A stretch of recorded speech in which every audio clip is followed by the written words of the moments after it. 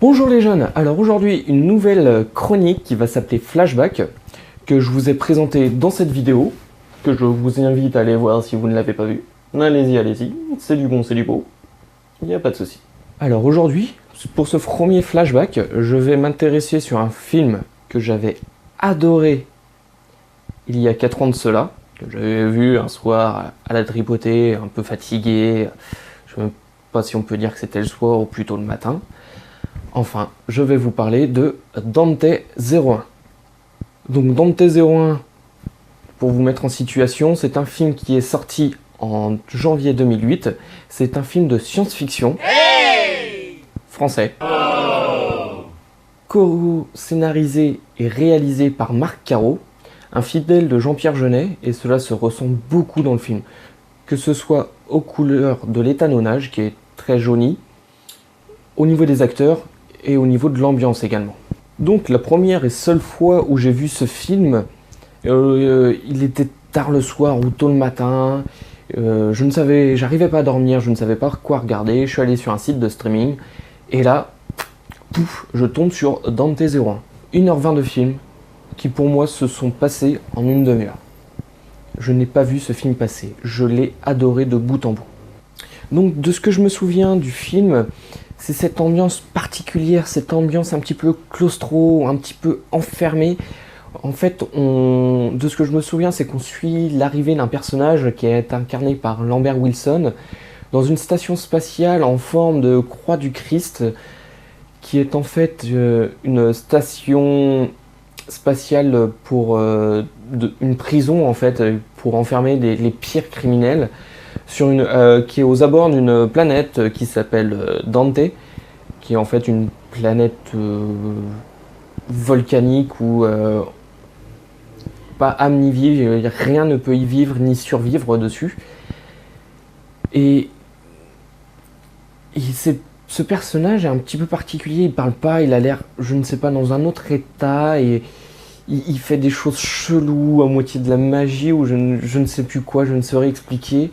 Je me souviens d'un mec qui passe dans un conduit d'eau chaude, qui se brûle la peau. Mes souvenirs sont très flous quant à l'histoire du film, mais je me souviens très bien de cette ambiance très prenante, très pesante, un petit peu à la Alien, mais à la Alien français en fait. Et ce film m'a vraiment marqué par du coup cette ambiance en fait. C'est vraiment l'ambiance dans le film qui m'a vraiment retenu et pris en fait, plus que l'histoire ou les personnages. Donc pour les besoins de cette chronique, j'ai dû revoir ce trailer, et je dois dire que rien que le trailer m'a donné envie de me plonger dedans à fond. Il est vraiment génial, il m'a vraiment donné envie quoi. Après c'est le but d'un trailer vous me direz, mais là, cette fois-ci, c'est vraiment bien réussi. Bon, si vous avez vu ma vidéo explicative, maintenant je vais vous passer le trailer du film, et on se retrouve juste après quand j'aurai vu le film en fait.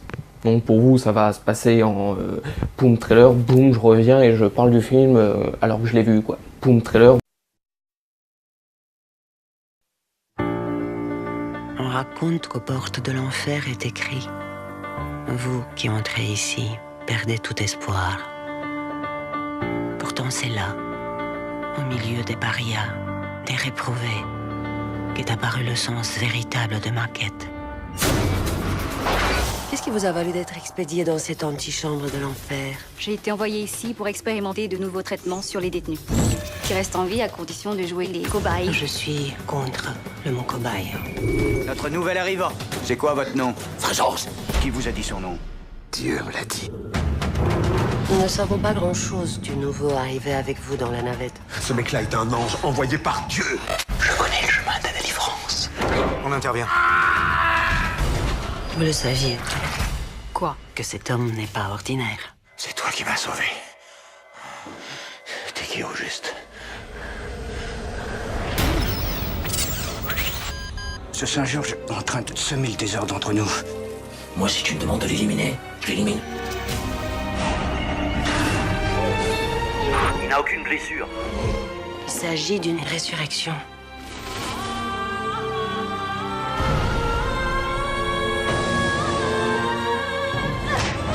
veut nous défragmenter dans le néant.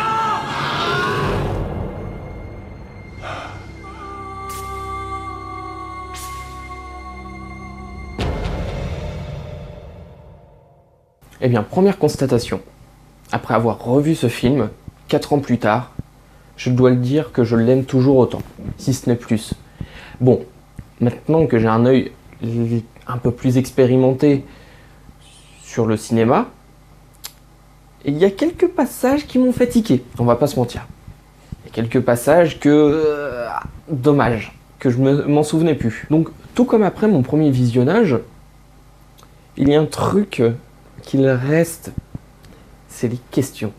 On se pose 150 000 questions à la sortie de ce film, et c'est là où on peut faire des extrapolations et on peut se permettre d'imaginer énormément de choses. Et c'est pour moi une bonne chose, car on peut tout s'imaginer du coup sur le film. On peut avoir nos propres théories qui nous satisfait et qui nous vont à nous, alors que d'autres non. Et du coup, c'est en discutant avec d'autres personnes qu'on peut se dire « Ah tiens, c'est pas bête ta théorie, mais moi je pense que... » Et du coup, on peut créer une autre théorie à base de d'autres théories. Donc, il y a des questions comme « Pourquoi sont-ils tous chauves ? Est-ce pour les voyages spatiaux quand ils se font endormir ?» On n'a pas la réponse. Pourquoi sur un écran d'ordinateur, un coup c'est marqué en français et un coup c'est marqué en anglais ? On ne sait pas. D'où vient la nourriture si c'est si rare que quelqu'un vienne les voir? On ne sait pas. Est-ce que c'est un recycleur d'excréments? On n'en sait rien. À vous d'imaginer ce que vous voulez. Après, ce sont des questions qui peuvent être facilement répondues. Ce n'est pas des questions qui prennent part dans l'intrigue. C'est juste du background. Ça fait partie de l'univers en fait. Ce n'est pas des questions comme on pourrait se poser sur Lazare. Pourquoi est-ce que le personnage de Lazare a-t-il une piscine dans sa cellule? Mec, il est en prison, il a une piscine. On apprend que au fur et à mesure, il fait de l'apnée, qu'il retient de plus en plus sa respiration, et à un moment dans le film, il est dit que si les détenus veulent survivre au gaz somnifère, il faut qu'ils puissent retenir leur respiration plus de 10 minutes. Bon, là, tu repenses à Lazare qui est dans son puits, dans sa piscine, et là tu te dis que bon, ok, le mec, à un moment, il va y avoir les gaz somnifères et lui, il va continuer à respirer, quoi. Il va juste faire de l'apnée. Ça, tu le sais.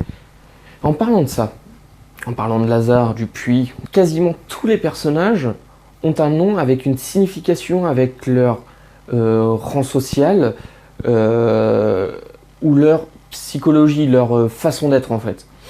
Donc là, nous avons Lazare avec sa piscine, son puits, avec sa renaissance, tout ça. Donc nous avons Charon, le chef de la station spatiale, le chef hiérarchique, pas le chef des détenus, c'est le chef des personnes travaillant dans la station. Et du coup aussi, il est supérieur aux détenus, bien entendu. Donc nous avons CR et BR, les chiens de garde, Cerbère, tout ça. Donc nous avons Perséphone, la psychologue qui est là pour les détenus, mais elle les considère plus en tant que patients.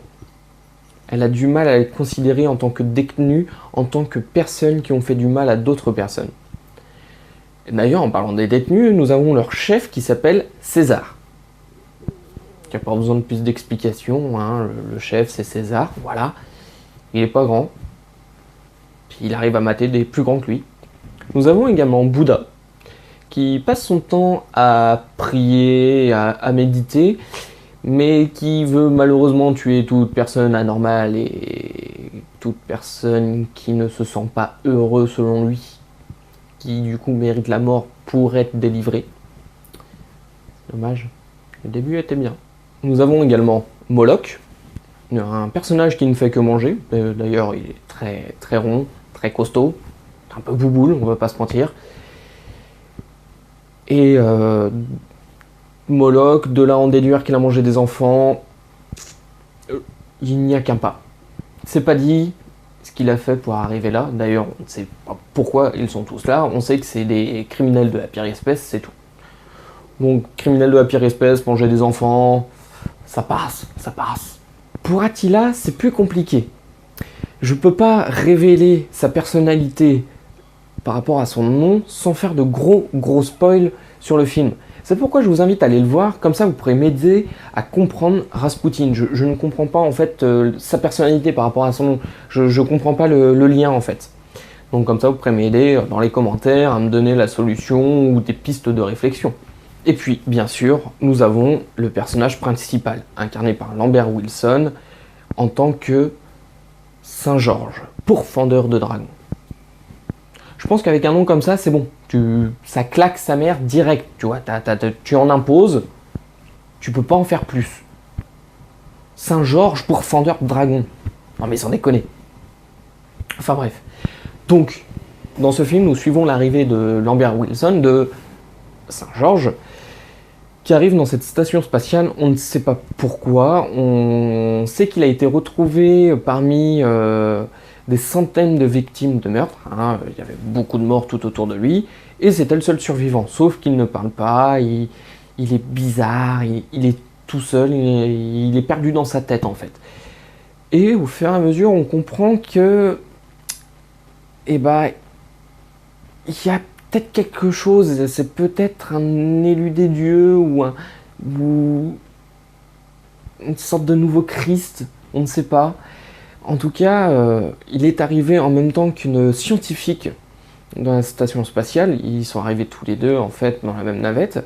Et elle est arrivée avec un nouveau protocole pour changer, pour aider les détenus à se calmer en fait.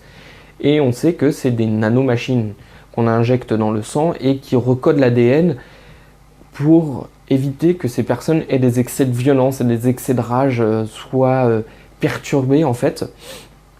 Sauf qu'à chaque fois, cela provoque chez eux une crise que Saint-Georges arrive à calmer en extrayant une chose bizarre de leur corps, mais sur le plan astral en fait.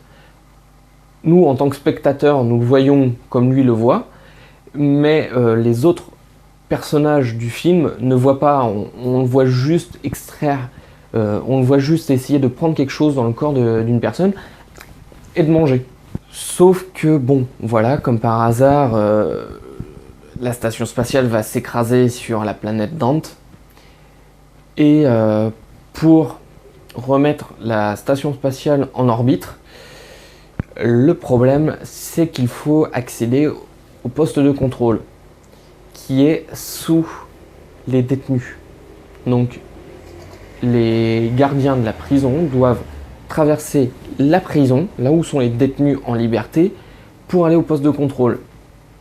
Ce qui est complètement... L'archi de la station a un petit peu déconné sur ce coup-là. Une prison spatiale, tu mets pas les commandes de la prison, de la station spatiale, sous les détenus. Tu les mets à côté des gardiens. Il y a un souci, pouf, ah, non, c'est bon. Non, bah là, non, tu dois traverser en fait. En plus, quand je dis tu dois traverser, c'est que tu dois traverser au sens littéral. T'as juste de l'eau bouillante qui est là pour faire refroidir les réacteurs et compagnie, donc à plus ou moins 90 degrés, hein. Va le traverser sans combinaison. Donc César s'y sacrifie, hein, on le voit, il est tout brûlé, toute la peau calcinée, tout ça. Du coup, bon, arrive au truc. Je vous en dis pas plus. Regardez. Va-t-il y arriver? Va-t-il pas y arriver? Telle est la question. Dans tous les cas, à la fin du film, on voit Lambert Wilson en combinaison spatiale. Là aussi, tu te dis pourquoi il sort. Le mec, il arrive pas à décrocher plus de 2 mots à la suite. Il sait dire lumière d'ailleurs, c'est tout. Ce qui prouve que c'est pas une lumière. Hello darkness, my old friend. I've come to talk with you again. Because a vision softly creeping left its seeds while I was sleeping. Donc nous le retrouvons dans une combinaison spatiale. Et là il fait un truc tout chelou dehors. Je vous en dis d'ailleurs pas plus. Mais la question c'est que tu te dis pourquoi il arrivait en combinaison spatiale dehors alors qu'il n'arrive pas à parler, tout ça. C'est qui lui a dit tiens, mets la combinaison et va dehors. Nope. Marche pas. Mais Je vous en dis pas plus sur la fin, elle est vraiment, à mon sens, un peu what the fuck, mais vraiment génial. D'ailleurs, j'aime tout ce qui est un peu what the fuck. Hein, c'est peut-être pour ça que j'aime autant ce film. Et que j'espère que vous aussi, vous l'apprécierez si vous le regardez. En tout cas, c'est un film que je vous conseille juste pour avoir un avis. Hein, parce que quand on regarde les avis des journalistes ou même des spectateurs lambda tels que moi, et bah c'est très très négatif. Hein. Il y a peu de personnes qui l'ont apprécié, tout le monde le trouve long, le trouve nul, pas de cohérence, il n'y a pas d'implication dans le film. Moi c'est tout l'inverse, je l'ai surkiffé, voilà, c'est un de mes films de science-fiction préférés. Après bon, je suis quelqu'un de bizarre, hein, j'ai du mal avec les Star Wars, j'aime pas trop. Enfin bref, si vous regardez ce film, n'hésitez pas à venir en parler, ou à juste donner votre avis en commentaire, c'est moi j'ai pas aimé, moi j'ai aimé. Vous pouvez juste expliquer aussi un petit peu pourquoi, du comment, hein, bien entendu. Et je serais ravi du coup d'en débattre avec vous, d'en parler avec vous, de justifier certains points, d'essayer de défendre ce film si vous l'avez pas aimé, et au contraire de partager ma passion avec vous si vous l'avez aimé. Dans tous les cas, si vous avez aimé ou pas ce film, venez en débattre avec moi dans la zone commentaire, que ce soit ici sur YouTube ou alors sur Facebook, sur la Geekerie des Léon. Je mettrai le lien dans la description.